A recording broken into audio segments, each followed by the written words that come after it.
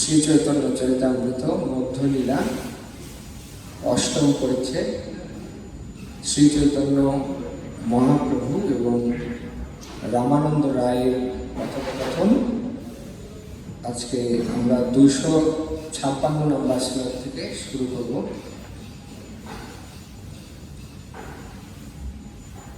এর পূর্বে আমাদের আচার্য বর্গের অন্যতম ছিল ভক্তি বিনোদ ঠাকুর এই চৈতন্য চরিতামৃত সম্পর্কে বা কৃষ্ণদাস কবিরাজ গোস্বামীপাদ সম্পর্কে উনি বর্ণনা করছেন এইভাবে: গৌর কথা পয় রাশি, কৃষ্ণদাস তাহে ভাসি, আনি আছে অমৃতের ধার। সেই কাব্য সুধা পানে, বৈষ্ণব শীতল প্রাণে, আরো পিতে চাহে বারবার। ভক্তিবিনোদ ঠাকুর বলছেন, এই যে কৃষ্ণদাস কবিরাজ গোস্বামীপাদ বাংলা পয়ার ছন্দে যে চৈতন্য চরিতামৃত আমাদেরকে উপহার দিয়েছেন, এটি শ্রবণের মাধ্যমে বৈষ্ণবদের প্রাণ একেবারে শীতল হয়ে যায়, প্রসন্নতা লাভ করে এবং আনন্দের অতিসাহ্যে তারা বিহার করে। আর তাদের অনুভূতিটা কি হয়? আরো পিতে চাহে বারবার। পিতে মানে কি? পান করা। তো এই যে চৈতন্য চরিতামৃতের যে রস যারা আস্বাদন করছেন বা যারা করবেন, একবার আস্বাদন করলে আরো পান করতে চায়, আরো এটা পান করব, আরো বেশি করে পান করব। আমরা দেখি শ্রীমদ্ ভাগবত পিবত ভাগবত রসময়। এই রস সাধারণত যেমন আম আমরা এমনি খাই, কিন্তু সেটাকে আবার আমরা রস করে বা যেটাকে আমরা জুস বলি, জুস করেও খাওয়া যায়, তো সেটাকে আমরা বলি পান করা। তো চৈতন্য চরিতামৃত যেহেতু রসাত্মক গ্রন্থ, ভাগবত হচ্ছে রসাত্মক গ্রন্থ, এই জন্য পিতে শব্দ ব্যবহার করা হচ্ছে। আরো পিতে চাহে বারবার, বারবার পান করতে চায়। যেমন আমাদের অনেকদিন এখানে হয় শরবত পরিবেশন করা হয়, বা অনেক সময় টক দইও থাকে, টক দইটা মাঠা করা হয়, আর এক গ্লাস দিন তো আমাকে মানে কি ভালো লাগলে আমরা চেন আরেকটু কি দেওয়া যাবে, আরো পিতে চাহে বারবার। কৃষ্ণদাস কবিরাজ গোস্বামীপাদ সেই গ্রন্থ আমাদেরকে উপহার দিয়েছেন। আসলে এই অষ্টম পরিচ্ছেদ যে শুরু হয়েছিল তার পূর্ব প্রসঙ্গ আপনারা ইতিমধ্যেই প্রতিদিনই কিছু কিছু করে শ্রবণ করছেন। এখানে বিশেষ লক্ষণীয় বিষয়, গোপীনাথ আচার্যের মাধ্যমে সার্বভৌম ভট্টাচার্য উনি শ্রী চৈতন্য মহাপ্রভুর কৃপা লাভ করেছিলেন। আর মহাপ্রভুর কৃপার দ্বারা অভিষিক্ত হওয়ার পরে সার্বভৌম ভট্টাচার্য অনুভব করছিলেন যে রামানন্দ রায়, যাকে আমি উপেক্ষা করতাম, আসলে তার ভেতরে কি ধরনের রসের ভান্ডার রয়েছে। তাই শ্রী চৈতন্য মহাপ্রভু যখন এই দক্ষিণ দেশে যাত্রা করবেন, এটি শ্রবণ করে সার্বভৌম ভট্টাচার্য অত্যন্ত বিমর্ষিত হয়েছিলেন, অত্যন্ত কাতর হয়েছিলেন যে প্রভুকে পেয়েও আবার এখন হারাতে হচ্ছে। তারপরে ওনার মনে একটি সান্ত্বনা ছিল যে রায় রামানন্দকে আমি মূল্যায়ন করতে পারি, কিন্তু প্রভু যদি তার সঙ্গে গিয়ে সাক্ষাৎ করেন, তাহলে এই যে রামানন্দ রায়ের ভেতরে যে কি বস্তু আছে সেটি তাকে প্রভু অনুভব করবেন এবং তাকে কৃপা সঞ্চার করে যে অনুভবটা হবে সেটা জগৎবাসী অনুভব করতে পারবে। তো সঙ্গত কারণে আমরা এখানে দেখতে পাই যে এই যে রায় রামানন্দের যে প্রসঙ্গ মহাপ্রভু পুরীতেই শুনেছিলেন এবং প্রথম এসে যখন এই গোদাবরীর তীরে মিলিত হয়েছিলেন, অদ্ভুত একটি ব্যাপার।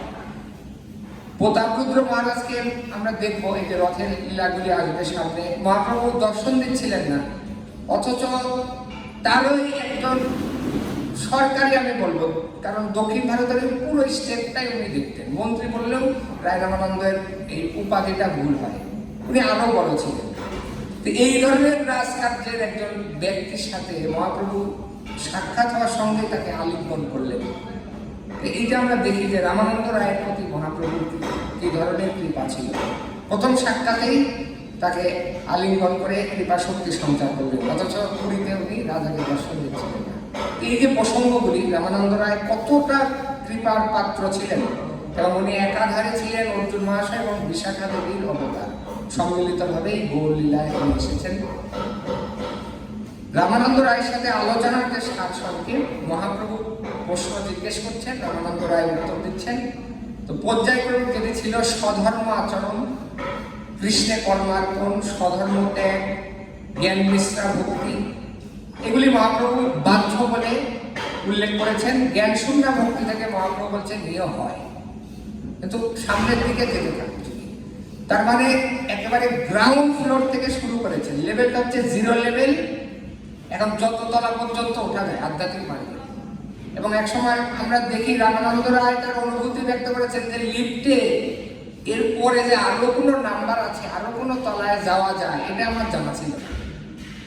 কিন্তু উনি সেই পথটিও প্রদর্শন করালে বা সেই ধরনের প্রশ্ন করলেন। যেমন আমাদের এখানে বিল্ডিং হবে 2টা বেসমেন্ট, উপরে হচ্ছে 7 তলা।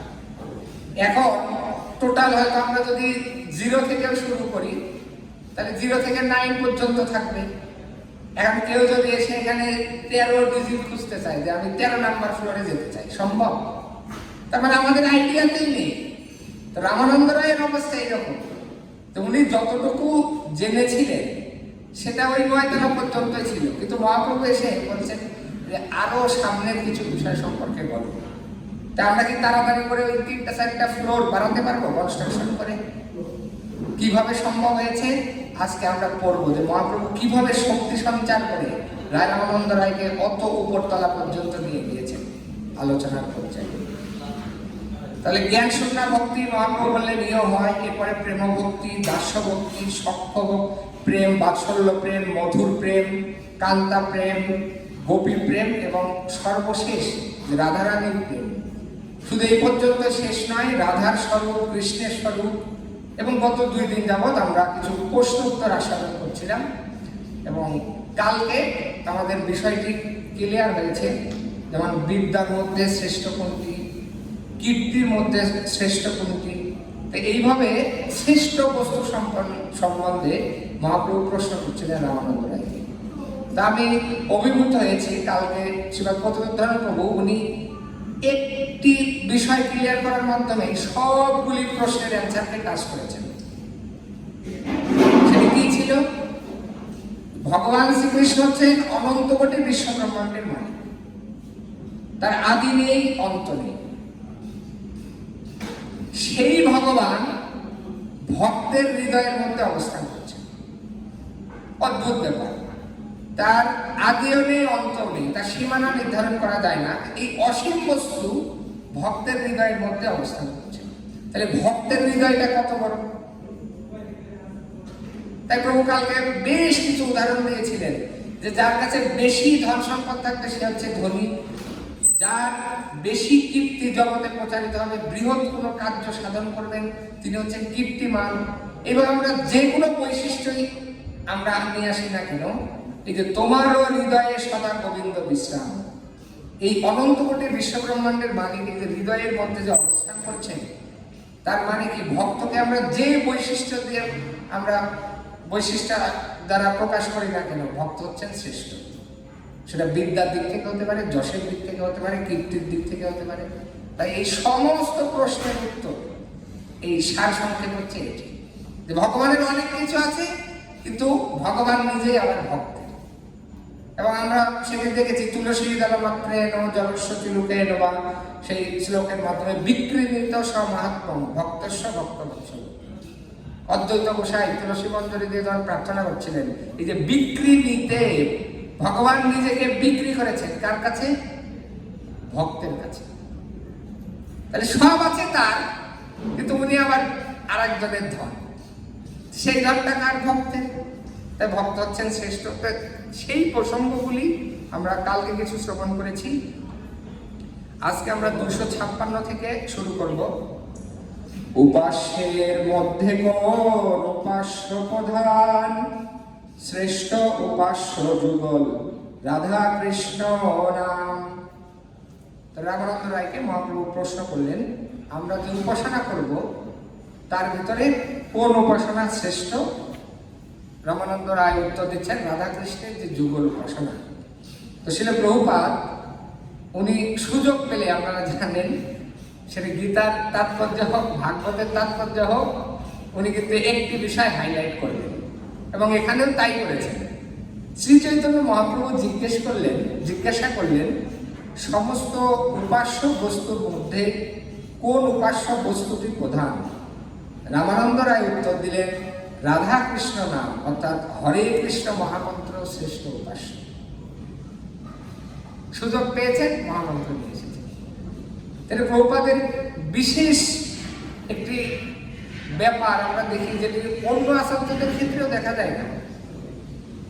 এই যে হরে কৃষ্ণ মহামন্ত্রের যে মার্কেটিং, এবং উনি যে মন্ত্র উপাসক ছিলেন, পদ্মপুরাণের যে ভবিষ্যৎবাণী যে একজন মন্ত্র উপাসক আসবেন, তারপরে এই গঙ্গার তীরে কি কি ধরনের হবে, সারা পৃথিবীর মানুষকে একত্রিত করবেন, তো আমরা দেখি সেটা প্রভুপাদের ভেতরে সেই ভাবগুলি রয়েছে।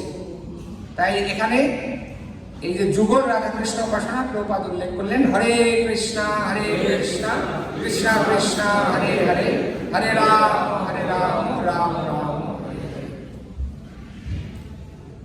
এরপরে 257 নম্বর শ্লোক, মুক্তি ভক্তি বাঞ্ছে যে কাহা দুহার গতি, স্থাবর দেহ দেব দেহ জয়ছে অবস্থিতি। এখানে দুটি বিষয়ে প্রশ্ন করেছেন শ্রীমন মহাপ্রভু, একটি হচ্ছে মুক্তি এবং আরেকটি হচ্ছে ভক্তি, দুটি বিষয়।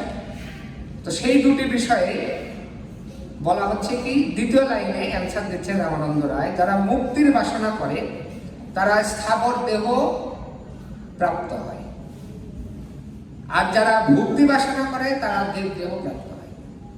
তো সেটা প্রভুপাদ এই বিষয়টির তাৎপর্য ক্লিয়ার করেছেন একটি উদাহরণের মাধ্যমে। স্থাবর দেহ বলতে প্রভুপাদ এখানে উল্লেখ করছেন যেমন গাছ, পাহাড়, এই জাতীয় যে জিনিসগুলো রয়েছে স্থির, চলাফেরা করতে পারে না। তাই যারা এই মুক্তিকামী রয়েছে তারা হয়তো সর্বোচ্চ যদি সিদ্ধি পায়, বৈকুণ্ঠ লোকে গিয়ে তারা বৃক্ষজনি প্রাপ্ত হয়ে সেখানে অবস্থান করে।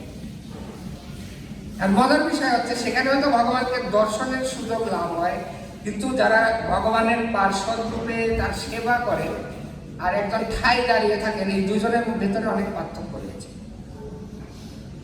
যেমন এই যে ক্লাস শেষে প্রসাদ বিতরণ হবে, আমার পেটে অনেক ক্ষুধা, আমি গাছের মতো এখানে হয়তো ঠাই দাঁড়িয়ে থাকলাম, মানে আমাকে যেতে দেওয়া হবে না বা আমি যেতে পারবো না, আর অন্যরা সবাই আস্বাদন করছে, জিনিসটা কেমন লাগবে, এত কাছাকাছি কিন্তু আস্বাদন হচ্ছে না, দর্শন হচ্ছে। তো এটা একটা অতৃপ্তি। তাই প্রভুপাদ তাৎপর্য উল্লেখ করছে যে যারা ভক্তি বাসনা করে তারা দেব দেহ প্রাপ্ত হয়ে স্বর্গে গিয়ে অপ্সরা, নন্দনকানন আদি এই ধরনের ইন্দ্রিয় তৃপ্তিগুলো অন্তত করতে পারে। তাই মুক্তি বাসনার চেয়ে ভক্তি বাসনা কিছুটা উত্তম, কারণ তারা অন্তত কিছু ইন্দ্রিয় তৃপ্তি করতে পারে। কিন্তু মুক্তি বাসনা যাদের, এখানেও কর্কশ সাধনা, অনেক কষ্ট করে ইচ্ছে সাধন করে তারা এই স্তরে যায়, কিন্তু গিয়েও টেস্ট হয় না। আচ্ছা, এরপরে 258 নম্বর শ্লোকে রামানন্দ রায় এই দুইটারে আর একটু বিস্তার করে ব্যাখ্যা করছেন একটু উদাহরণের মাধ্যমে। অরসজ্ঞ কাক চুষে জ্ঞান নিম্ব ফলে, রসজ্ঞ কোকিল খায় প্রেমাম্র মুকুলে। কাকের আর কোকিলের উদাহরণ দেওয়া হচ্ছে। গায়ের কালার কি আলাদা? আলাদা? একই রকম। অন্ধকারে আমাদের দেখে বোঝা কঠিন, কিন্তু কণ্ঠ দেখে চেনা যায় যে কে কোনটা। আর কাকের একটা বিষয় হলো যে সামনের যে ঠোঁটের যে অংশটা, পলিথিন থেকে শুরু করে এহেন কোনো বস্তু নাই যে তারা গলদাকরণ করতে পারে না। ভগবান কিভাবে ওদের ঠোঁটটা তৈরি করেছেন, আর ঘ্রাণ শক্তি বা কেমন, যা দেবেন তাই যাচ্ছে, ড্রেনের মতো আর কি কাকের এই সামনের ঠোঁটের অংশটা। তাই এখানে উল্লেখ করা হচ্ছে যে এরা নিম্ব ফল খায়। আর এই নিম গাছের এমনই বৈশিষ্ট্য, এই মাটি থেকে রস নিয়ে আম গাছ কত সুস্বাদু আম দিচ্ছে। আবার নিম গাছ কি করছে, এই মাটি থেকে রস নিয়ে পাতা তিতা, ডাল তিতা, তারপরে ভেতরের যে রস টস যা আছে, ছাল থেকে শুরু করে ফল সবই দিতে হবে। যারা এই ধরনের বাসনা করে তাদেরকে বলা হচ্ছে কি মুক্তি এবং ভক্তি বাসনা করে, তারা ওই কাকের মতো তিতা ফল খায়। কিভাবে? বৈকুণ্ঠ লোকে গেল, লীলা দেখছে, কিন্তু যে ধরনের আস্বাদন করতে চেয়েছিল, ইন্দ্রিয়ের বৃত্তিগুলো যদি না থাকে, সেবা ভাব যদি না থাকে, টেস্ট কোথায়?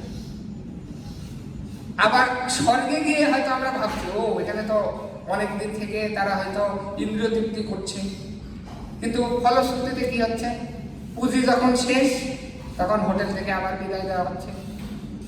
সব ধরনের ফেসিলিটিস আছে, কিন্তু তোমার বান্ডিল কেমন? তুমি কি ডলার নিয়ে গিয়েছো সেখানে নাকি টাকা নিয়ে? ডলার নিয়ে গেলে কিছুদিন বেশি, কিন্তু বসে থাকা যে ধন, এটা যদি আমরা খরচ করতে থাকি, রাজার সম্পদ হলেও সেটা শেষ হয়ে যায়। আর যখন শেষ হয়ে যায় তখন ওখান থেকে আবার হাত ধাক্কা দেয়। তো এখানে একটা মজার ব্যাপার হচ্ছে যে এই যে মুক্তিকামী যারা আছে, এরা তো ওখানে গিয়েও ইন্দ্রিয় তৃপ্তি তো ওইভাবে হচ্ছে না, বা ভগবত সেবা হচ্ছে না, ইন্দ্রিয়গুলো ওইভাবে আনন্দ হচ্ছে না।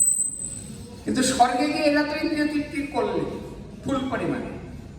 বা কেউ যদি নরকেও যায়, সেখানে অনেক শাস্তি তারা ভোগ করছে, কিন্তু বিনিময়ে কি হচ্ছে? নরক ভোগ একসময় শেষ হয়ে যাচ্ছে, স্বর্গের ভোগ একসময় শেষ হয়ে যাচ্ছে। যখন তারা ফিরে আসছেন, রিসেন্ট যখন তাদের এই অনুভূতিগুলো হচ্ছে, স্বর্গে এই এই উপভোগ্য জিনিস ছিল, এখন সেটা হচ্ছে না, তাহলে কেমন অতৃপ্তি। আবার কেউ যদি নরকে থাকে, সেখানে পানিশমেন্ট হয়েছে, সব ধরনের শাস্তি, ও হাত ছেড়ে বাঁচলো, না বাবা ওখানকার চেয়ে তা অন্তত ভালো আছে।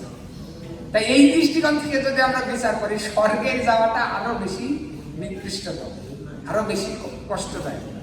তাই এখানে উদাহরণ দেওয়া হচ্ছে কি, কাক সে নিম্ব ফল খায়, পিতা জিনিস, আর রসজ্ঞ যে কোকিল আম্র মুকুলের যে ফুল, তার ভেতরে যে মধু, সেই মধু আস্বাদন করে। এখানে প্রভুপাদ উল্লেখ করছেন অনুবাদে যে যারা রসজ্ঞ, তারা কোকিলের মতো কৃষ্ণ প্রেমরূপ আম্র মুকুলের প্রিয় ও সুমিষ্ট রস আস্বাদন করে।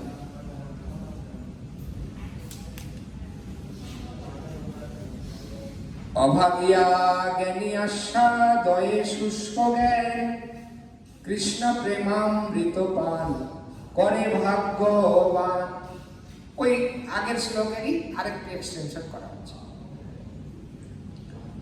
এই মতো দুইজন কৃষ্ণ কথা রসে, নিত্য গীত রোদনে হইল রাত্রি শেষে।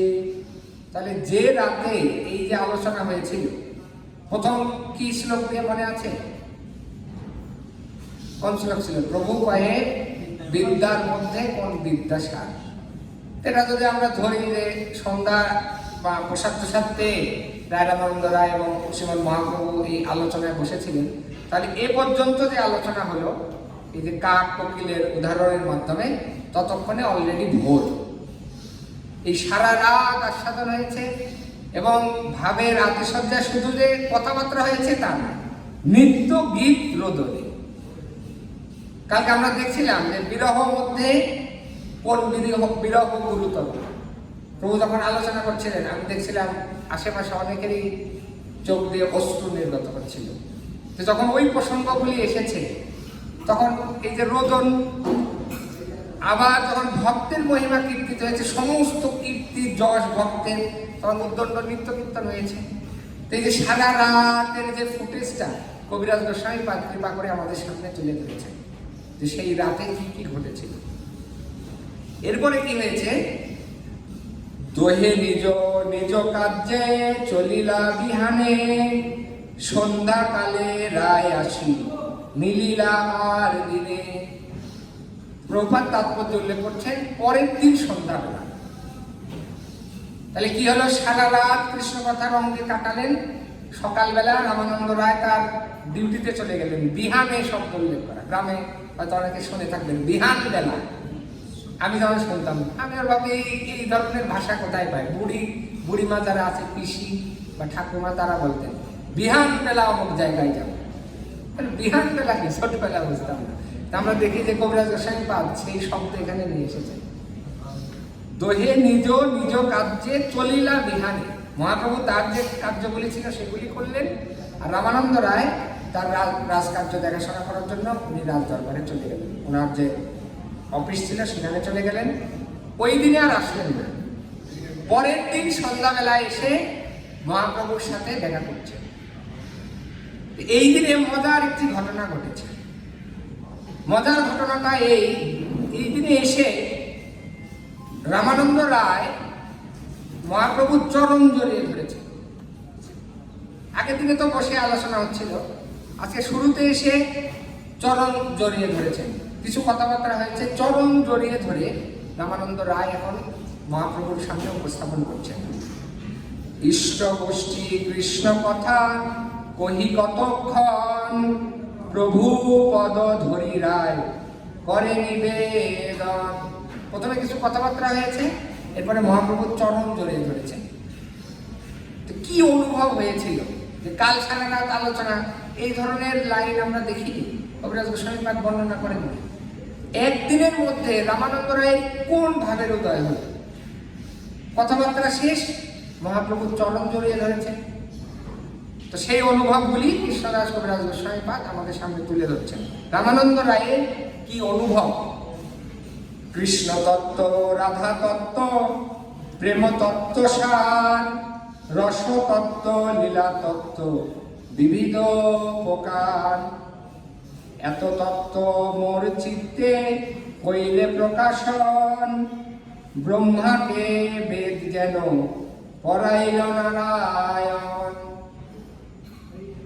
এখন রামানন্দ রায়ের অনুভব হচ্ছে এই যে কৃষ্ণ তত্ত্ব, রাধা তত্ত্ব, প্রেম তত্ত্ব, রসতত্ত্ব, লীলা তত্ত্ব, এই জিনিসগুলি প্রভুর সাথে দর্শনের পূর্বে আমার এইভাবে অনুভব হয়নি। কিন্তু প্রভুর সঙ্গে যখন আমার সাক্ষাৎ হলো তখন এই ধরনের অনুভব হচ্ছে। তো কবিরাজ গোস্বামী পাদ এখানে একটি প্রমাণ উল্লেখ করেছেন যে ঠিক ব্রহ্মাকে যেভাবে ভগবান করিয়েছিলেন, ট্রেনে ব্রহ্মার হৃদয় আদি কবয়ে, কবিরাজ গোস্বামী পাদ পরে প্রমাণস্বরূপ সেই শ্লোকটি আমাদের সামনে দিলেন। এখন রামানন্দ রায়ের অনুভবটি কি? এই অধ্যায়ের শুরুতে কবিরাজ গোস্বামী পাদ সেই শ্লোকটি বর্ণনা করেছেন। তো আমরা সেই শ্লোকটি একটু পড়ি। এই অধ্যায়ের শুরুতেই সেই শ্লোকের মাধ্যমে কবিরাজ গোস্বামী পাদ এই অধ্যায়টি শুরু করেছেন। সঞ্চার্য রামাভিদ ভক্ত মেঘে স্বভক্তি সিদ্ধান্ত চয়ামিতানি গৌরাপ্তি রে তৈ রমনা বিতীর্ণই স্তযজ্ঞ রত্নালয়তাম প্রজাতি। অনুবাদে প্রভুপাদ লিখছেন, সিদ্ধান্তরূপ অমৃত সমুদ্রের মতো শ্রী গৌরাঙ্গ রামানন্দ নামক ভক্ত মেঘে স্বভক্তি সিদ্ধান্তের অমৃত সঞ্চার করে তার দ্বারা বিস্তীর্ণ সেই ভক্তি সিদ্ধান্ত কর্তৃক পুনরায় স্বয়ং ভক্তি তত্ত্বজ্ঞতা রূপ সমুদ্রতা লাভ করলেন। এখানে লক্ষণীয় বিষয় হচ্ছে তিনটি জিনিস রয়েছে। একটি হচ্ছে গৌরাঙ্গ মহাপ্রভুর কৃপা, আরেকটি গৌর অব্দি অর্থাৎ গৌরাঙ্গ রূপ সমুদ্র, এবং আরেকটি হচ্ছে রামানন্দ রায়ের ভক্ত মেঘ। তো কবিরাজ গোস্বামী পাদ এই উদাহরণটি কেন দিলেন? এই জিনিসটি বোঝার আগে আমরা আরেকটি বিষয়ে যদি আলোকপাত করি, এটি আরেকটু ক্লিয়ার হবে। যেমন আমরা এখন যে বৃষ্টি পাচ্ছি, বৃষ্টির যে জল পাচ্ছি, এখানে কি প্রক্রিয়া হয়? সমুদ্রের যে লবণাক্ত জল সূর্য কিরণের মাধ্যমে বাষ্পীভূত হয়ে মেঘে রূপান্তরিত হয়। মেঘে রূপান্তরিত হওয়ার পর সেই মেঘ থেকে যখন বাড়ি বর্ষিত হয়, সেটির কিছু অংশ সমুদ্রে পড়ে, কিছু অংশ স্থলভাগে পড়ে, কিছু অংশ নদীতে পড়ে, এইভাবে সেটা চারিদিকে ছড়িয়ে পড়ে। আর মজার বিষয় হচ্ছে, যখন সমুদ্রের জল ছিল তখন সেটি হচ্ছে নোনতা, কিন্তু বৃষ্টিরূপে আমরা যে জল পাচ্ছি এটা হচ্ছে পিওর ড্রিঙ্কিং ওয়াটার, সবচেয়ে বিশুদ্ধ জল। তাই নোনতা জলটা এই প্রক্রিয়ার মাধ্যমে বিশুদ্ধ জল রূপে আমাদের সামনে প্রকটিত হচ্ছে, বা আমাদের সামনে আমরা পাচ্ছি এই বৃষ্টির জলটাকে। এখানে উদাহরণ দেওয়া হচ্ছে যে সূর্যের যে কিরণের মাধ্যমে সমুদ্রের জল বাষ্পীভূত হয়ে মেঘে রূপান্তরিত হচ্ছে, এখানে সূর্যের কিরণের এই কৃপাটা হচ্ছে গৌর রূপ সূর্যের কৃপা।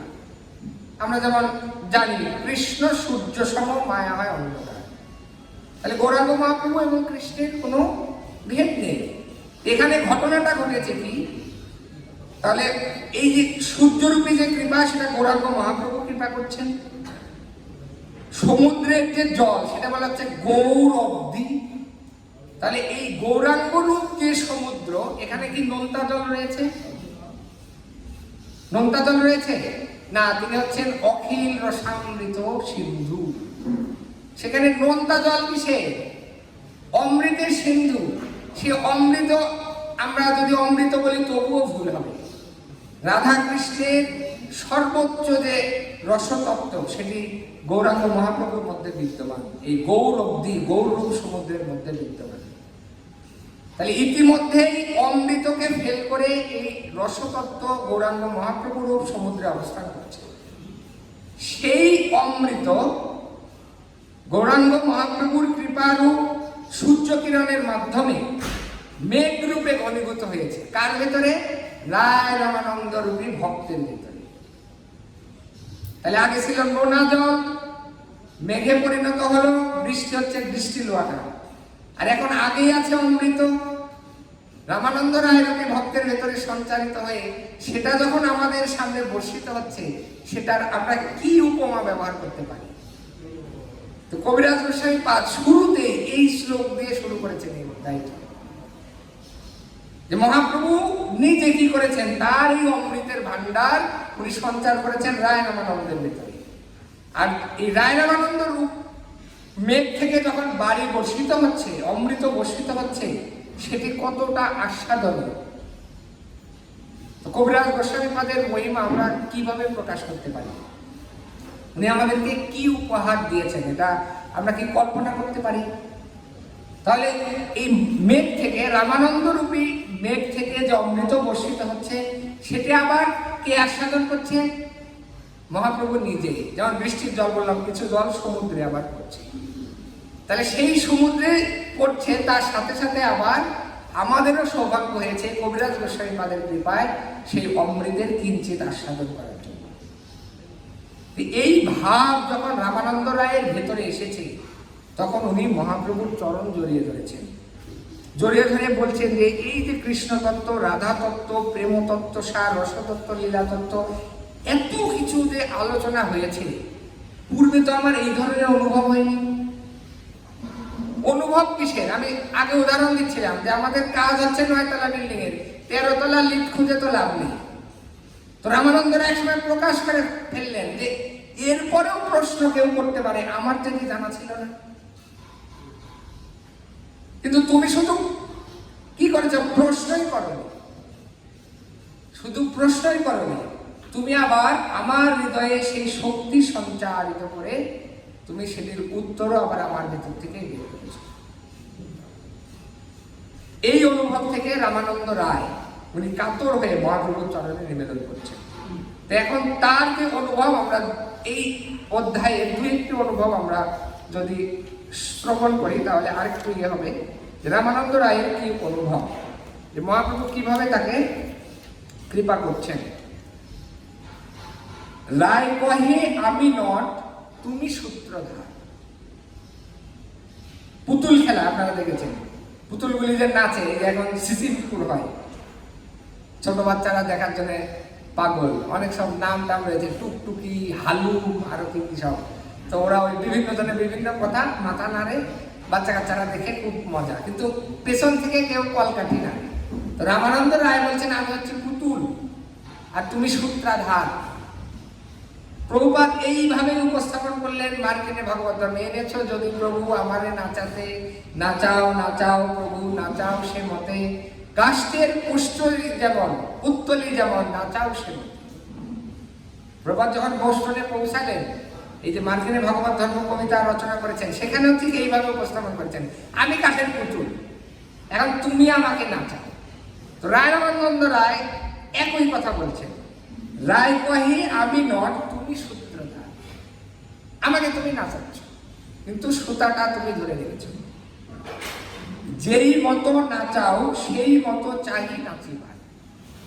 তুমি এখন যদি ডানে আমাকে নাচতে বলো, ডানে নাচছি, বামে বললে বামে।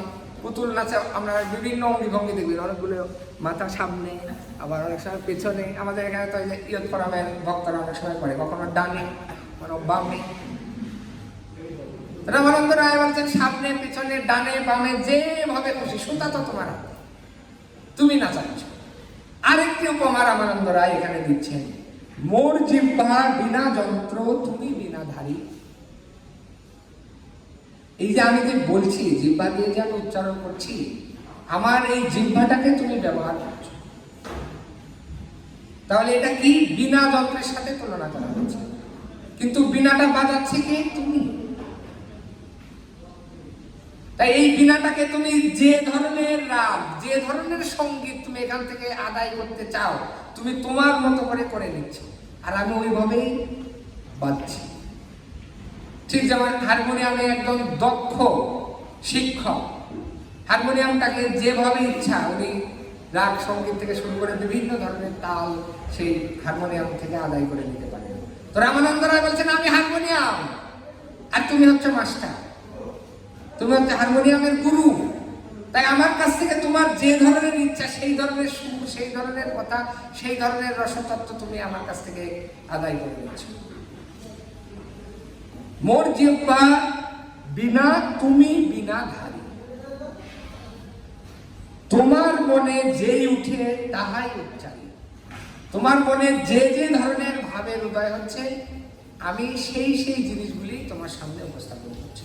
এখানে আমার নিজে থেকে বলার কোনো কিছু নেই। এরপরে রামানন্দ রায় আরেকটি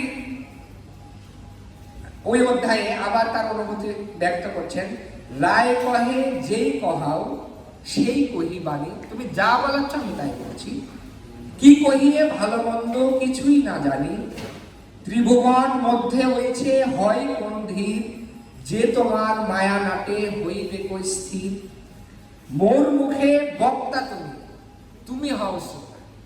স্পষ্ট করেছেন, এই যে আমার জিহ্বার উপরে তুমিই বসে আছো, আবার তুমিই সামনে বসে শুনছো।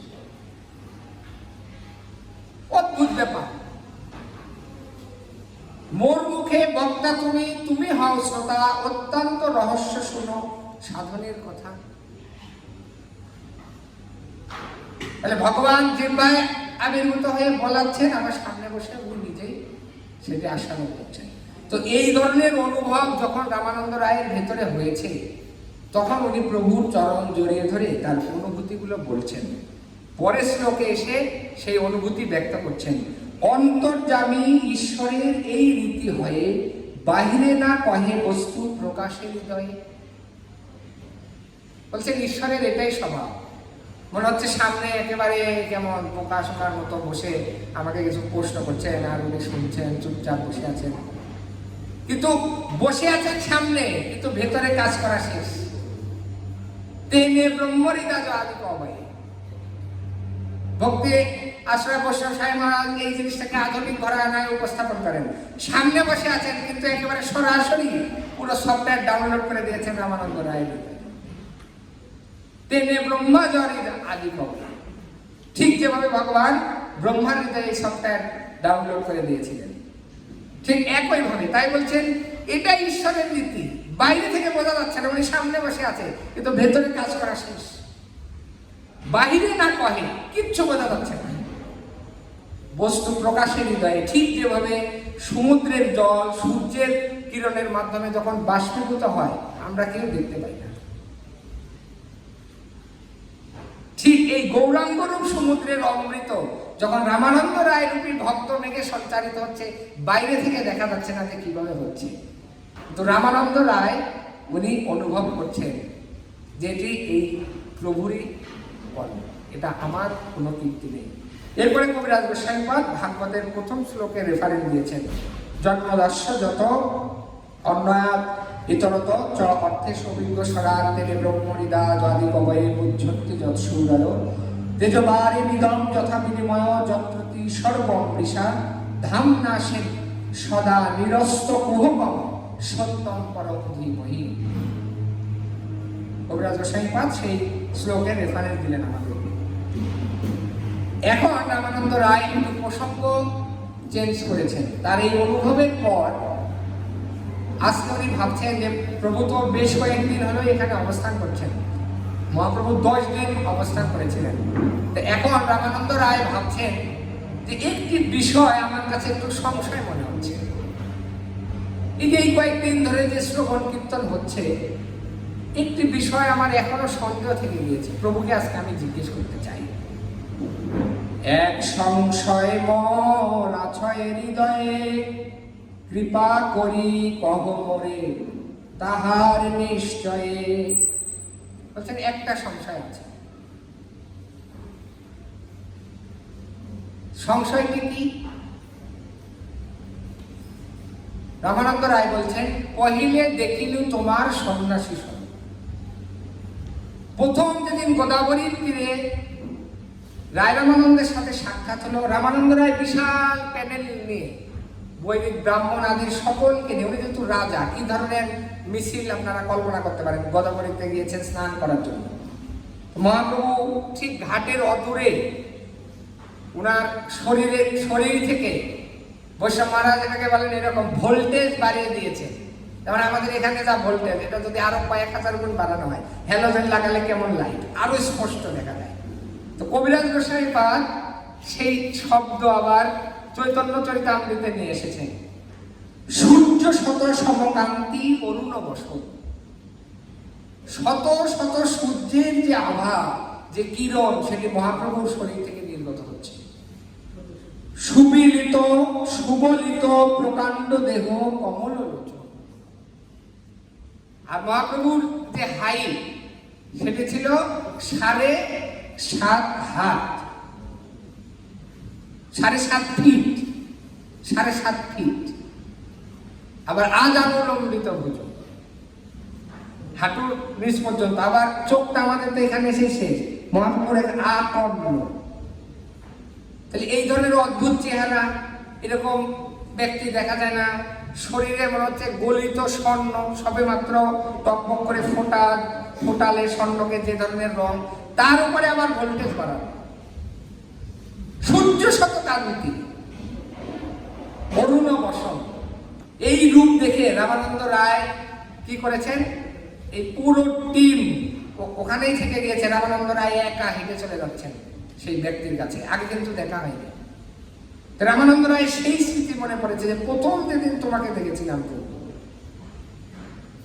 এখনো আমি সেই রূপে এখন অব্দি দেখছি। পহিলে দেখিনি তোমার সন্ন্যাসী স্বরূপ, কিন্তু আজকে আমার অনুভবে একটু পার্থক্য হয়েছে। প্রভু, কি সেই পার্থক্য? এবে তোমা দেখি মুই শ্যাম গোপরূপ। কিছুক্ষণ আগেও যখন আমরা ইষ্টপুষ্টি করলাম, আমি তোমাকে এই বিষয়গুলি সম্বন্ধে বলছিলাম, তখনও সন্ন্যাসী স্বরূপ দেখলাম। কিন্তু এখন হঠাৎ করে আমার হৃদয়ে একটি অনুভব হচ্ছে এবং আমি তোমাকে দেখতে পাচ্ছি সামনে। এতে তোমা দেখি মুই শ্যাম গোপরূপ। তোমার যে রূপ, এটা শ্যাম সুন্দরের রূপ আমি দেখছি। তোমার সম্মুখে দেখি কাঞ্চন পঞ্চালিকা, তার গৌর কান্তে তোমার সর্বাঙ্গ ঢাকা।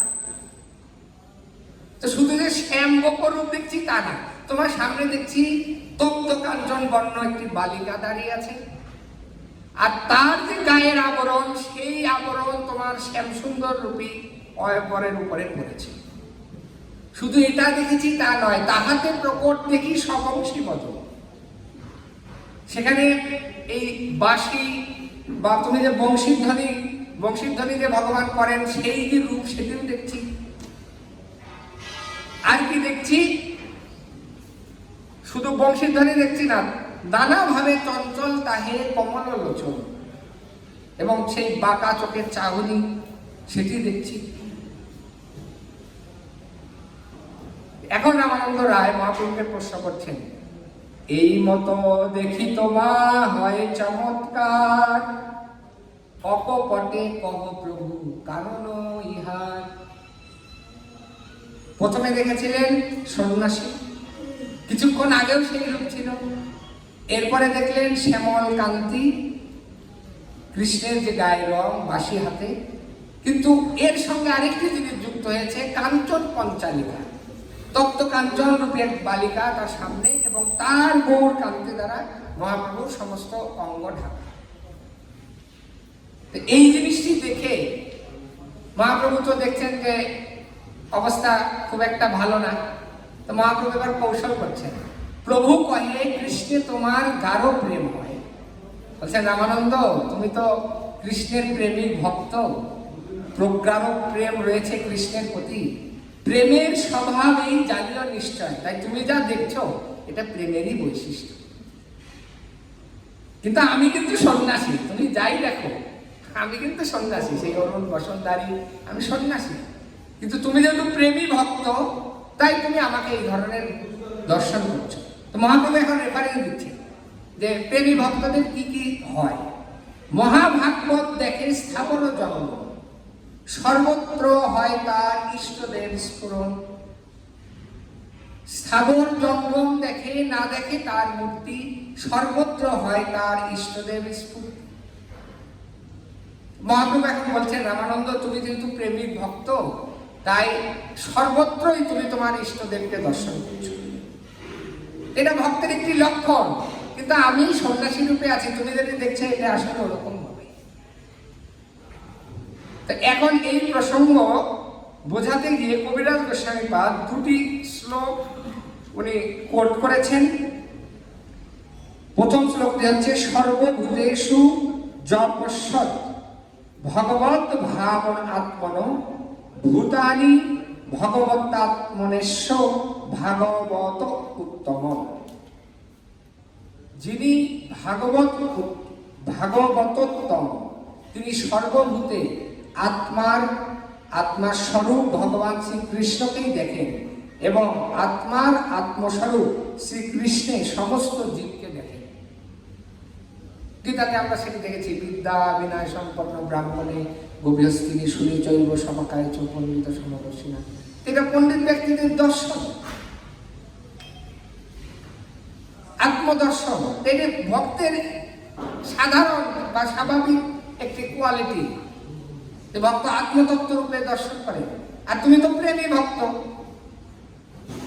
এমনি ভক্তরা তো আত্মস্বরূপে দেখলেও, কিন্তু তুমি তো তোমার ইষ্টদেবকেই দেখবে, এটা স্বাভাবিক, নতুন কিছু না। আমি সন্ন্যাসী। কবিরাজ গোস্বামীপাদ এখন একটি শ্লোক লিখছেন। বনলতা স্তবর আত্মনি বিষ্ণু ব্যঞ্জয়ত্ত ইব পুষ্প ফলাড্ড প্রণত ভার বিপটা মধুধারা প্রেমরিষ্ট তনব বিষ্ণু। তো এই শ্লোকে বলা হচ্ছে কি, কৃষ্ণ প্রেমে হর্ষিত হয়ে বনের বৃক্ষরাজি এবং লতা ফলে ফুলে পূর্ণ হয়ে ভার অবনত হয়েছিল। কৃষ্ণ প্রেমে পুলকিত হয়ে তারা মধুধারা বর্ষণ করেছিল। তো এখানে যদি সার সংক্ষেপ আমরা বলি, দুটি বিষয় ঘটছে।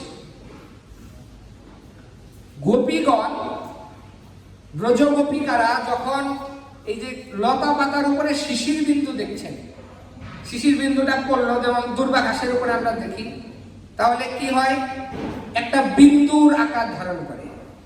এটা যদি আমরা দেখি চোখের জলের যে ফোঁটা, ঠিক সেই রকম এক ফোঁটা যেন জল এই ঘাসের বিন্দু থেকে ঝরে পড়বে। তো গোপীগণ কি ভাবছেন যে কৃষ্ণ বিরহে এই ঘাস লতা পাতা ব্রজের যারা আছে তারা এইভাবে ক্রন্দন করছে। আমাদের দৃষ্টিতে আমরা কি দেখবো, কিছু ঘাস, শিশির বিন্দু, ওখান থেকে এক দুই ফোঁটা করে হয়তো মাটিতে পড়ছে। কিন্তু গোপিকারা কি দেখছেন, যে তারা কৃষ্ণ বিরহে ক্রন্দন করছে। এই যে দৃষ্টির পার্থক্য প্রভুপাদ উল্লেখ করছেন যে এই দৃষ্টি কখন হয়। ব্রহ্মসংহিতাতে ব্রহ্মাজি ব্যাখ্যা করেছেন, প্রেমাঞ্জন ছুরিত ভক্তি বিলোচনেন সন্ত সদৈব হৃদয়েষু বিলোপয়ন্তি যশেব সুন্দরম অচিন্ত গৌণ স্বরূপম গোবিন্দমাদি পুরুষম তমহম ভজামি। এই প্রেমী ভক্তদের কি হয়েছে, প্রেমরূপ অঞ্জন দ্বারা, প্রেমরূপ কাজল দ্বারা তাদের চক্ষু রঞ্জিত হয়েছে। আমরা দেখছি দুর্বা ঘাস আর শিশির, আর ওনারা দেখছেন কৃষ্ণ বিরহে ক্রন্দন। স্থাবর জঙ্গম দেখে, না দেখে তার মূর্তি। ঘাস দেখছেন না, শিশির বিন্দু দেখছেন না, কি দেখছেন? ক্রন্দ। সর্বত্র হয় তার ইষ্টদেব স্মৃতি। কবিতার আর একটি উদাহরণ দিচ্ছেন যে ব্রজের সমস্ত যে বৃক্ষলতা আদি রয়েছে, ফুল ফল, প্রত্যেকে অবনত মস্তকে তারা অপেক্ষা করছেন যে কখন প্রভু এসে আমাদেরকে সেবা অধিকার প্রদান করবে।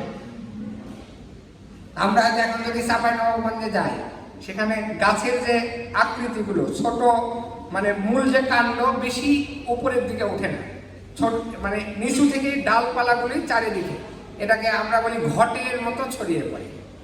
কিছু কিছু আম গাছ আছে এইরকম, ডালগুলো মাটিতে লেগে আছে, আম ধরে আছে নিচে খুঁড়ে দিতে হয় আম বড় হওয়ার জন্য। তা সেখানকার দৃশ্যগুলি যদি দেখি, ওখানে ওইসব গাছে যে লাভ দিয়ে আম কাটতে হবে সেরকম না, অবনত মস্তক হয়ে আছে। তা আমরা চাঁপাইনবাবগঞ্জে গেলে আমাদের দৃষ্টিতে দেখবো যে গাছের ডালগুলো এত নুয়ে পড়েছে, ফল ধরার ফলে আরো অবনত হয়েছে। কিন্তু সেটি যখন উন্নত ভক্ত দর্শন করবেন, তিনি কি ভাববেন যে এই আম বা এই আম গাছ অপেক্ষা করে আছে যে কখন তার এই গাছ থেকে আমটি সংগ্রহ করে কোনো ভক্ত গোবিন্দের চরণে নিবেদন করবেন। স্থাবর জঙ্গম দেখে না দেখে তার নিয়তি। আমরা দেখছি আম গাছ, আমের ডাল মাথা নিয়ে আছে, আর ভক্তরা কি দেখছেন? কৃষ্ণ প্রেমে উৎসুক হয়ে আম গাছ অপেক্ষা করছেন, আমার আমটি নাও, আমার আমটি নাও। ঠিক ফুলেরও একই অবস্থা। এই যে আমরা যখন এই যে আমাদের সামনে যে ফুল, সাদা ফুলগুলো রয়েছে, ভক্তরা যখন তুলতে আসছেন, ফুলগুলো অধিক আগ্রহে ভরে অপেক্ষা করে যে আমাকে যদি তুলে নিয়ে গিয়ে গোবিন্দের চরণে নিবেদন করা হয়। মহাপ্রভু সেই কথাই বলছেন যে রামানন্দ, এটা ভক্তের একটা স্বাভাবিক ব্যাপার, প্রেমাঞ্জন ছুরিত ভক্তি বিলোচনে, তোমার চোখ তো প্রেম রূপ অঞ্জন দ্বারা রঞ্জিত। আর এই কয়েকদিন এই তত্ত্ব নিয়ে আলোচনা হচ্ছে, তাই তুমি যে তোমার ইষ্টদেবকে দেখবে এটা অন্যায় কিছু নয়, অস্বাভাবিক কিছু নয়, কিন্তু আমি সন্ন্যাসী। এখন এই প্রসঙ্গে যদি আমরা জাগতিক উদাহরণ দিই, যেমন মায়ের সাথে সন্তানের প্রেম, এই মাতৃপ্রেম বা বাৎসল্য প্রেম সন্তানের সাথে মায়ের এতটা প্রগাঢ় যে বাচ্চা যদি স্কুলে যায়, তার যে স্কুলে পরার জুতা সেটা একটা থাকে, আর বাড়িতে যেটা পরে সেটা আলাদা থাকে। তো যখন বাচ্চা স্কুলে গেছে, বাড়িতে ওই জুতা দেখে বাচ্চার কথা মনে পড়ে, তার পোশাক দেখে ওই বাচ্চার কথা মনে পড়ে। তো ওই মা কি ওই বাচ্চার জুতা দেখে বা শার্ট প্যান্ট ওইগুলি দেখে না, ওই বাচ্চাকে দর্শন করে, জুতার দিকে তাকিয়ে যে আমার বাবুর কোমল চরণ এই জুতাটা ঠিক এই মাপে এতটুকু আসে। এটা দেখে ওই মা কতটা প্রীত হয়। তাহলে সেই তত্ত্ব, স্থাবর জঙ্গম দেখে, নাক দেখে তার মূর্তি, জুতা দেখছেন না, পোশাক দেখছেন না, কি দেখছেন? আমারই সন্তান, কিন্তু সন্তান অলরেডি স্কুলে। এই যে ভাব, তো এই ধরনের একটি লীলা আমি না বললে আসলে এখানে পূর্ণতা পায় না। 2018 সালের আগের লীলা, গুরু মহারাজ 15 সালে অসুস্থ হলেন এবং এরপরে ওনার অসুস্থতার মাত্রা বাড়তে থাকে, এবং গৌর পূর্ণিমার আগে গুরু মহারাজের ওই বছরে উনি বেশ অসুস্থ হয়েছিলেন। মহাবরাহ প্রভুর কাছ থেকে আপনারা সেই লীলাগুলি ইতিমধ্যেই শ্রবণ করেছেন। তো একদিন কি হয়েছে, গুরু মহারাজ অত্যন্ত ক্লান্তি বোধ করছেন। উনি হুইল চেয়ারে এমনি যেমন একটা বসে থাকা, আর একটা হচ্ছে মাথা নুয়ে গুরু মহারাজ মাথাটা নিচু করে চোখ বন্ধ করে আছেন। ইতিমধ্যে বাইরের দেশ থেকে কয়েকজন ভক্ত এসেছেন গুরু মহারাজের সাথে সাক্ষাৎ করার জন্য। তো এখন সেবকরা, মহাবরাহ প্রভু সহ সেবকরা ভাবছেন যে এই ভক্তদের সাথে তো সচরাচর গুরু মহারাজের দেখা হয় না, আবার গুরু মহারাজের শারীরিক অবস্থা এই ধরনের, এখন আমাদের কি করণীয়? তো অবশেষে তারা সিদ্ধান্ত নিলেন যে কমপক্ষে আমরা গুরু মহারাজকে জানাই, উনি যদি অনুমতি দেন তাহলে হবে, আর না হলে আমরা বলে দেব, সমাধান এটাই। তো যিনি এই যে কৃষ্ণ প্রেমের প্রেমী, যিনি গৌর রসে ডুবে আছেন, আর সেই ধরনের ভক্তরা যখন তার সাথে সাক্ষাৎ করতে আসছেন, তখন গুরু মহারাজকে বলবেন আসতে দিও না, বা আমি ক্লান্ত, এখন হবে না, পরে আসো। আমরা যেটা করি, আজকে যখন আমি ঘুমাচ্ছিলাম, সত্যানন্দ প্রভু গিয়ে দরজায় কড়া নেড়েছে, দরজায় খুলিনি, চিৎপটা ঘুমিয়ে, রসকস নাই হৃদয়ের মধ্যে। গুরু মহারাজ কি করেছেন, যখনই শুনেছেন ও ওরা অমুক দেশ থেকে এসেছে, আনো আনো তাড়াতাড়ি নিয়ে আসুন, তাড়াতাড়ি নিয়ে আসুন। সঙ্গে সঙ্গে যেন স্বাভাবিক অবস্থায় উনি ফিরে এসেছেন। কোথায় দুর্বলতা, কোথায় কি? তাদের সাথে দীর্ঘক্ষণ এই বার্তালাপ চলছে, কৃষ্ণ কথা, গৌর কথা রস, তাদের প্রচার পরিক্রমা কেমন চলছে সেগুলি আস্বাদন করছে। তো সেই ভক্তরা গুরু মহারাজের জন্য ভুট্টা এনেছে, তাদের দেশে উৎপাদনকৃত যে ভুট্টা। তো তখন গুরু মহারাজকে দেওয়া হয়েছে ভুট্টা, গুরু মহারাজের হাতে অর্পণ করা হয়েছে। গুরু মহারাজের স্তব্ধ হয়ে গিয়েছে, ভুট্টার দিকে এক দৃষ্টিতে গুরু মহারাজ তাকিয়ে আছে। আমাদের একটি বিষয় মনে হতে পারে যে গুরু মহারাজ কি ভুট্টা কোনোদিন দেখেননি? যেমন নতুন কোনো ফল বাইরের দেশ থেকে যদি আমাদের দেশে আনা হয়, ড্রাগন বা অন্যান্য যে ফল, লিচুর মতো একটা ফল সিঙ্গাপুর থেকে চারুবাবু অনেক সময় নিয়ে আসেন, লিচুর মতো দেখি তো, আমরা খাই লিচু আর ওটা লিচুর মতো, এই জন্য এখন উৎসাহে দেখতে যাই। তো গুরু মহারাজ কি কোনোদিন ভুট্টা দেখেননি যে আজকে গভীর ভাবে উনি ভুট্টার দিকে তাকিয়ে আছেন? নীরবতা ভেঙে গুরু মহারাজ কিছুক্ষণ পর হুঙ্কার দিয়ে উঠলেন, গৌরাঙ্গ,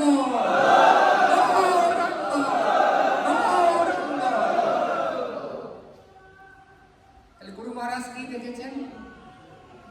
উনি কি ভুট্টা দেখেছেন? তাহলে স্থাবর জঙ্গম দেখে না দেখে আমরা দেখছি ভুট্টা, ভুট্টার রং। আর গুরু মহারাজ গৌরূপ দর্শন করছেন, যেটা হচ্ছে গৌরাঙ্গ মহাপ্রভুর গায়ের রং, আমার প্রভুর গল্প, আমার ইষ্টদেব। তো রামানন্দ রায় আজকে এই যে পরিস্থিতি হয়েছে, মহাপ্রভু প্রসঙ্গ চেঞ্জ করে অন্যদিকে নিয়ে যেতে চাচ্ছেন। যে রামানন্দ, এটা স্বাভাবিক, তোমার ভেতরে এটা আসা, কিন্তু আমি সন্ন্যাসী ছাড়া আর কিছু না। মহাপ্রভু আরো 2টি শ্লোক বললেন এই জিনিসটাকে পুষ্ট করার জন্য। রাধা কৃষ্ণে তোমার মহাপ্রেম হয়। তুমি সাধারণ প্রেমিক ভক্ত নও রামানন্দ, তুমি মহাপ্রেমী। তাই কি হয়, যাহা তাহা রাধা কৃষ্ণ তোমার স্ফুরয়। পল্লব মহারাজ ওম নমো ভগবতে বাসুদেবায় কীর্তন করছেন। হিরণ্যকশিপু জিজ্ঞেস করছে, আছে তোর বিষ্ণু স্ফটিক স্তম্ভে? পল্লব তো দেখছে স্পষ্ট, নৃসিংহদেব অবস্থান করছেন। নৃসিংহদেব বলছেন, বল, আমি তো এখানে, তুই তো দেখছিস আমাকে, তোর বলতে আসলে কথা। বলছে, হ্যাঁ বাবা আছে। পরে ভক্তের এই বাক্য, ভক্তের এই দর্শন আমরা দেখি, ভগবান সেই স্ফটিক স্তম্ভ থেকে বেরিয়ে এসেছেন। তাহলে প্রহ্লাদ মহারাজ যে স্মরণ করছিলেন, উনি কি দেখছিলেন? ভগবান বিষ্ণুকে দর্শন করছিলেন, নরসিংহদেবকে দর্শন করছিলেন। তাই মহাপ্রভু আবার বললেন যে রামানন্দ, তুমি মহাপ্রেমিক ভক্ত, আর যে তত্ত্ব নিয়ে এতদিন আলোচনা হয়েছে স্বাভাবিকভাবে তোমার ভেতরে এগুলি উদয় হয়েছে, কিন্তু তুমি কিন্তু আমাকে অন্য কিছু ভেবো না। এবার রামানন্দ রায় মুখ খুলেছে যে প্রভু, অনেকক্ষণ থেকে তুমি একই বিষয়ে জিলাপির মতো শুধু পেঁচাচ্ছ, কিন্তু আমি যা দেখলাম সেটা কি মিথ্যা? আমি কি, আমার যে অনুভব, আমি দেখছি সিনেমা অনেক সময় দেখবেন, ওই নায়ক নায়িকা, নাগ নাগিন সিনেমা, তো নায়িকা হয়তো আছে, হঠাৎ করে সাপ হয়ে গেল, আবার মানুষের রূপ ধরে যাচ্ছে, তাহলে দেখি বাপরে বাপ সাপ। তখন কি হয়, যখন মানুষ রূপে কথা বলে আমাদের ভয় লাগে, কখন আবার সাপ হয়ে গেছে বলি না। ওই জন্য ওই সিনেমাগুলো ছোটবেলায় খুব আকর্ষণ ছিল আমার। এখন এখানে এসে রামানন্দ রায় মুখ খুলেছেন। রায় কহে, প্রভু তুমি ছাড়ো ভারী ভুলি, অনেকক্ষণ আমাকে নাচিয়েছ তুমি, এবার তোমার এই ভারী ভুরি বন্ধ করো। মোর আগে নিজ রূপ না করিও চুরি। তুমি যে অরিজিনাল প্রকৃতই এই ব্যক্তি, তুমি বারবার কেন আমার সামনে এরকম করছো প্রভু? এটা কি তোমার ঠিক হচ্ছে? এবার একেবারে হাটে হাড়ি ভেঙে দিয়েছেন পরের 2টি শ্লোকে। তুমি যে কি আমি জানি, জানাটা স্বাভাবিক কিনা, কারণ এই রায় রামানন্দ ব্রজের বিশাখা সখী রাধারানীর সঙ্গে ছিলেন। তো কৃষ্ণ যে এই রাধা প্রেমের জন্য উন্মাদগ্রস্ত হতেন এবং দ্বারকাতে যে কি হাল আমরা তো দেখেছি, সেই উৎকণ্ঠা নিয়ে উনি গৌরাঙ্গ মহাপ্রভু হয়েছেন। আর বিশাখা সখী জানবে না এটা কি হয়? এখন রামানন্দ রায় বলছেন যে তুমি যতই লুকাও, এই ভারী ভুরি যতই করো, এটা তুমি ঠিক করছো না প্রভু, এটা তোমার কপটতাই হচ্ছে। পরে বলবে তুমি কপটতা করছো আমার সাথে, কিন্তু তুমি কে আমি জানি। রামানন্দ রায় এখন হাটে হাড়ি ভেঙে দিলেন। রাধিকার ভাবকান্তি করি অঙ্গীকার, নিজ রস আস্বাদিতে করিয়াছ অবতার। আর কি, নিজ গুরু কার্য তোমার প্রেম আস্বাদন, আনুষঙ্গে প্রেমময় কইলে ত্রিভুবন। দুটি ব্যাপার বললেন যে উনি কে স্বরূপত, উনি হচ্ছেন ব্রজেন্দ্রনন্দন, রাধা ভাবে বিবাহিত হয়ে এসেছেন। উদ্দেশ্য কি? নিজ রস আস্বাদিতে করিয়াছ অবতার, নিজের রস আস্বাদন করবে আর আনুষঙ্গে এই পৃথিবীটাকে তুমি উদ্ধার করবে, এই রাজমার্গের ভক্তি প্রচার করবে। তাহলে ব্যক্তি সম্পর্কে বললেন, উদ্দেশ্য সম্পর্কে বললেন, আর কি লুকানোর কোনো জায়গা আছে? এই দুটি যদি জানা হয়ে যায় কোনো ব্যক্তি সম্পর্কে, তো সেই ব্যক্তির মুড কি? সে কি শয়তান না ভণ্ড? আমরা দেখি ব্রজের এরকম লীলায় সখাদের ভাব ধরে এসেছে, বলরাম বলছে দাঁড়া, তোকে সাইজ করছে, তুই কি আমি জানি। যেমন এই যে ধেনুকাসুর অগাসুর রূপে যারা অসুররা এসেছেন, কৃষ্ণ তো চিনে ফেলছেন যে তুমি প্রকৃতকে আমি জানি, তোমার কি উদ্দেশ্য আমি জানি। রামানন্দ রায় বলছেন তুমি কে সেটা আমি জেনে গেছি, তুমি ব্রজেন্দ্রনন্দন। কিন্তু প্রলেপটা কার? এই তপ্ত কাঞ্চন, যে কাঞ্চন পঞ্চালিকা, তার প্রলেপ তোমার শরীরে। আর কি তুমি কি করতে এসেছো? এই ভাব নিয়ে, এই যে নিজ রস, রসিক শেখর কৃষ্ণ পরম করুণ। তাহলে তুমি হচ্ছে রসিক শেখর, রসরাজ, রসবৈশ, আর পরম করুণ রূপে তুমি এই বৈরঙ্গা কারণ রূপে সারা পৃথিবীব্যাপী এই কৃষ্ণ নামের প্রচার করবে। আমি জেনে গেছি প্রভু তুমি কে। এই সম্পর্কে আদি লীলাতে বর্ণনা করছেন কৃষ্ণদাস কবিরাজ গোস্বামীপাদ। প্রেম রস নির্যাস করিতে আস্বাদন, রাগ মার্গ ভক্তি লোকে করিতে প্রচারণ, রসিক শেখর কৃষ্ণ পরম করুণ, এই দুই হেতু হইতে ইচ্ছার উদ্গম। জগদানন্দ পণ্ডিত স্বরূপ দামোদর গোস্বামী এই যে পর্যায়ে যে জিনিসটি লিখেছিলেন, সেই বিষয় শ্রীরাধার মহিমা কি বিষয় বা যে শ্লোকটা, সেটাকে সরলভাবে উপস্থাপন করেছেন জগদানন্দ পণ্ডিত। কালকে অবশ্য প্রভু এই বিষয়টি বলেছেন, কই ছন্ন তোয়া প্রেমা, কই ছন্ন মধুরিমা, কই ছন্ন সুখে তুহু ভোর, এ তিন বাঞ্ছিত ধন ব্রজে নইল পূরণ, কি করিব না পাইয়া ওর, ভাবিয়া দেখিনু মনে তোহারি স্বরূপ বিনে, এ বাসনা পূর্ণ কবু নয়, তোয়া ভাব কান্তি ধরি, তোয়া প্রেম গুঁড়ো করি, নদীয়াতে করব উদয়। জগদানন্দ পণ্ডিত একেবারে স্পষ্ট করে দিয়েছেন মহাপ্রভু কি। এই অবস্থা যখন সৃষ্টি হয়েছে,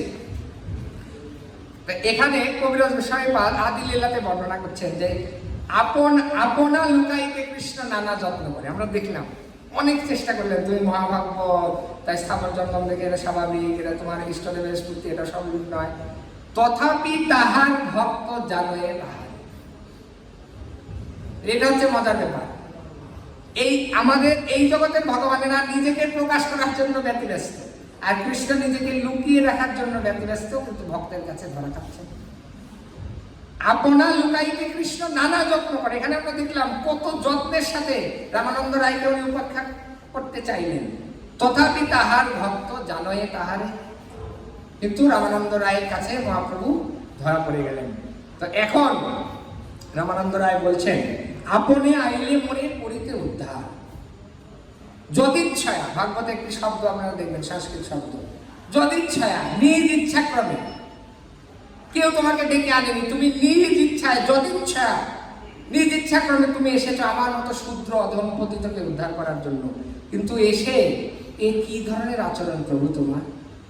রামানন্দ রায় বলছেন, আপনি আইলে মরে করিতে উদ্ধার, এবে কপট করো তোমার কোন ব্যবহার।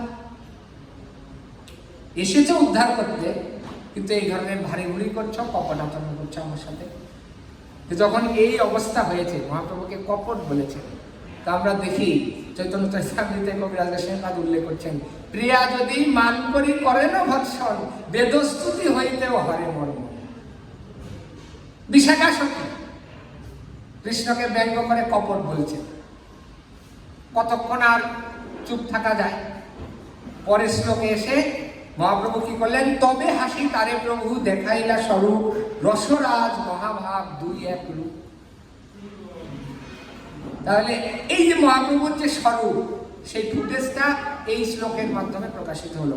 যদি স্বরূপ দামোদর গোস্বামী তার পর্যাতে উনি পূর্বে উল্লেখ করেছিলেন, রাধা কৃষ্ণ প্রণয় বিকৃতি লাদি শক্তি রশ্মা একাত্মন ভূমি পুরা দেহ ভেদম গত চৈতন্য আখ্যাম প্রকট অধুনা তদ্বয়ম চৈত্যমাত্ম রাধা ভাব দুতি সুবিলিতম নৌমি কৃষ্ণ স্বরূপ।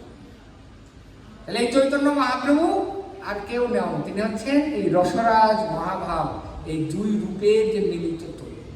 এবং আপনারা ইন্টারনেট, আমি ভাবছিলাম যে স্লাইড এনে যদি ছবিটা সামনে থাকতো আরো আমাদের বেশি ভালো হতো, কিন্তু প্রসাদ একটু রেডিওতে সময় বেশি দিয়েছিল, সেটা নয়। আপনার ইন্টারনেটে সার্চ দিলে রায় রামানন্দ মহাপ্রভু রামানন্দ রায়কে যে রূপ দেখিয়েছিলেন সেটা আছে। রাধাকৃষ্ণের রূপ, সামনে গৌরাঙ্গ মহাপ্রভুর রূপ, রায় রামানন্দ রায় হাত জোর করে সেই রূপ আস্বাদন করছেন। আমি শেষ করে দিচ্ছি।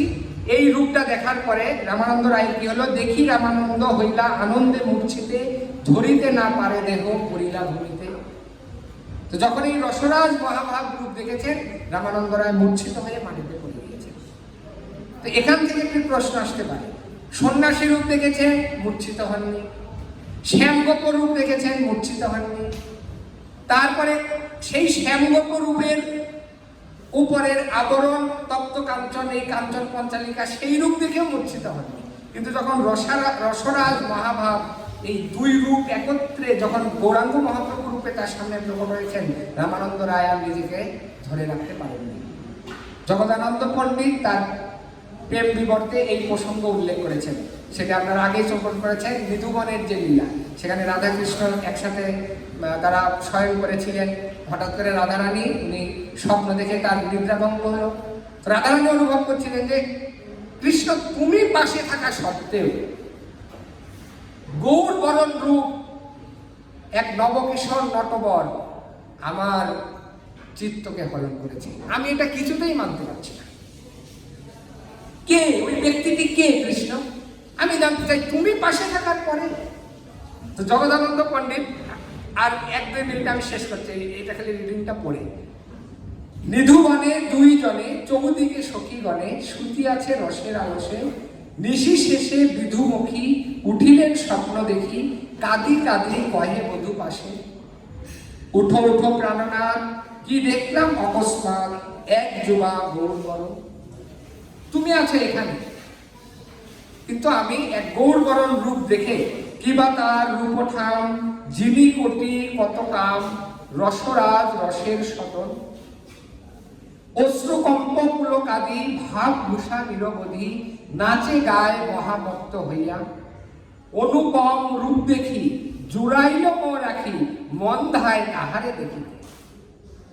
অদ্ভুত ব্যাপার। তাই এখানে আমাদের মনে রাখতে হবে, রাধারানী যে বপুকে আলিঙ্গন করেছেন, রাধারানী কি কৃষ্ণ ছাড়া অন্য কাউকে স্পর্শ করবে? তাই গৌরাঙ্গ মহাপ্রভু যে কৃষ্ণ, এটার একটা প্রমাণ। রাধারানী তার অঙ্গ স্পর্শ অন্য কাউকে প্রদান করবেন না কৃষ্ণ বিনা। তাই গৌরাঙ্গ মহাপ্রভুর যে বর্ণ আমরা দেখি, রাধারানী যে ওতপ্রোত ভাবে আচ্ছাদিত করে রেখেছেন এই বর্ণটা, তাই উনি হচ্ছেন অন্তর কৃষ্ণ বহি গৌর। তো এখন রাধারানী বলছেন, এই বনে আমি চতুর্ভুজ আগে অনেক দেবতাদেরকে দেখেছি, কিন্তু এই গৌরাঙ্গ রূপ আমার মন থেকে যাচ্ছে না। তাই কৃষ্ণকে বলছেন, নবজল ধর রূপ রসময় রসকু, ইহা বই নাহেরি নয়নে। এই যে যাহা যাহা নেত্র পরে তাহা কৃষ্ণ স্ফুরে, সেই রকম ভাব এখন রাধারানী হয়েছে। তবে কেন বিপরীত? তুমি আছো পাশে, তুমি আছো পাশে হে বধূ, কিন্তু বিপরীত কেন ভাব? অন্য একটি পুরুষের প্রতি কেন আমি আকর্ষণ অনুভব করছি? তবে কেন বিপরীত? হেন হইল আচম্বিত, কহনাথ ইহারও কারণ। উদাহরণ দিচ্ছেন, চতুর্ভুজ আদি কত বনের দেবতা যত দেখিয়াছি এই বৃন্দাবনে, তাহে নিরপিত মন। ওদেরকে দেখে নমস্কার করে ওখান থেকে পালাতে পারলে বাঁচি। কিন্তু এখন কি হয়েছে? নাহি ভেল পদাচর গৌরাঙ্গ হরিল মোর মনে। রাধারানী যদি মূর্ছিত হন, পুলকিত হন, বিশাখা সখীর আর কি বলার আছে? তো জগদানন্দ পণ্ডিত সেই বর্ণনাটি দিয়েছেন। এই কারণে রামানন্দ রায়ও আমরা দেখি এখানে মূর্ছিত হয়েছেন। সময় বেশি নেওয়ার জন্য আমি দুঃখ প্রকাশ করছি। হরে কৃষ্ণ কৃষ্ণ কৃষ্ণ হরে হরে, হরে রাম রাম রাম হরে হরে। পঞ্চাকল্পতরুশ্চ